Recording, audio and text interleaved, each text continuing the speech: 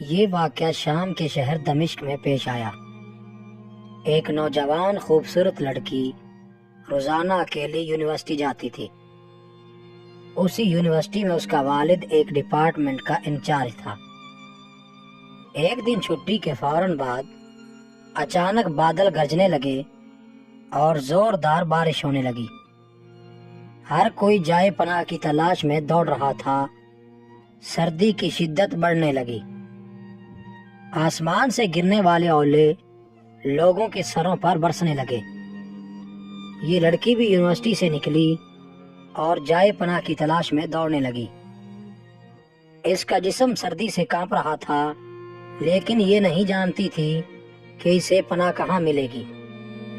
جب بارش تیز ہوئی تو اس نے ایک دروازہ کھٹکھٹایا۔ گھر میں موجود لڑکا باہر نکلا اور اسے اندر لے آیا اور بارش تھمنے تک اپنے گھر میں رہنے کی اجازت دے دی۔ دونوں کا آپس میں تعارف ہوا تو معلوم ہوا کہ لڑکا بھی اسی یونیورسٹی میں پڑھتا ہے جہاں وہ خود زیر تعلیم ہے اور اس شہر میں اکیلا رہتا ہے۔ ایک کمرہ، برآمدہ اور باتھ روم اس کا کل گھر تھا۔ نوجوان نے اسے کمرے میں آرام کرنے کو کہا اور اس کے پاس ہیٹر رکھ دیا اور کہا کہ کمرہ جب گرم ہو جائے گا تو وہ ہیٹر نکال لے گا۔ تھوڑی دیر لڑکی بستر پر بیٹھی کامتی رہی۔ اچانک اسے نیند آ گئی تو یہ بستر پر گر گئی۔ نوجوان ہیٹر لینے کے لیے کمرے میں داخل ہوا تو اسے یہ بستر پر سوئی ہوئی لڑکی جنت کی حوروں کی سردار لگی۔ وہ ہیٹر لیتے ہی فوراً کمرے سے باہر نکل گیا، لیکن شیطان جو کہ اسے گمراہ کرنے کے موقع کی تلاش میں تھا، اس کے ذہن میں وسوسے ڈالنے لگا۔ اس کے ذہن میں لڑکی کی تصویر خوبصورت بنا کر دکھانے لگا۔ تھوڑی دیر میں لڑکی کی آنکھ کھل گئی۔ جب اس نے اپنے آپ کو بستر پر لیٹا ہوا پایا تو ہڑبڑا کر اٹھ گئی اور گھبراہٹ کے عالم میں بے تحاشا باہر کی طرف دوڑنے لگی۔ اس نے برآمدے میں اسی نوجوان کو بے ہوش پایا۔ وہ انتہائی گھبراہٹ کے عالم میں گھر کی طرف دوڑنے لگی اور پیچھے مڑ کر بھی نہ دیکھا، یہاں تک کہ اپنے گھر پہنچ کر باپ کی گود میں سر رکھ دیا، جو کہ پوری رات اسے شہر کے ہر کونے میں تلاش کرتا رہا تھا۔ اس نے باپ کو تمام واقعات منوہن سنا دیے اور اسے قسم کھا کر کہا کہ میں نہیں جانتی جس عرصہ میں میری آنکھ لگی کیا ہوا، میرے ساتھ کیا کیا گیا، کچھ نہیں پتا۔ اس کا باپ انتہائی غصے کے عالم میں اٹھا اور یونیورسٹی پہنچ گیا اور اس دن غیر حاضر ہونے والے طلباء کے بارے میں پوچھا تو پتا لگا کہ ایک لڑکا شہر سے باہر گیا ہے اور ایک بیمار ہے، ہسپتال میں داخل ہے۔ باپ ہسپتال پہنچ گیا تاکہ اس نوجوان کو تلاش کرے اور اس سے اپنی بیٹی کا انتقام لے۔ ہسپتال میں اس کی تلاش کے بعد جب اس کے کمرے میں پہنچا تو اسے اس حالت میں پایا کہ اس کے دونوں ہاتھوں کی انگلیاں پٹیوں سے بندھی ہوئی تھیں۔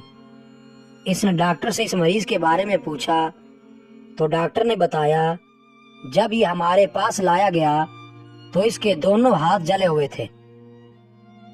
باپ نے نوجوان سے کہا کہ تمہیں اللہ کی قسم ہے، مجھے بتاؤ کہ تمہیں کیا ہوا ہے۔ باپ نے اپنا تعارف نہیں کروایا۔ وہ بولا، ایک لڑکی کل رات بارش سے بچتی ہوئی میرے پاس پناہ لینے کے لیے آئی۔ میں نے اسے اپنے کمرے میں پناہ تو دے دی، لیکن شیطان مجھے اس کے بارے میں پھسلانے لگا تو میں اس کے کمرے میں ہیٹر لینے کے بہانے داخل ہوا۔ وہ سوئی ہوئی لڑکی مجھے جنت کی حور لگی۔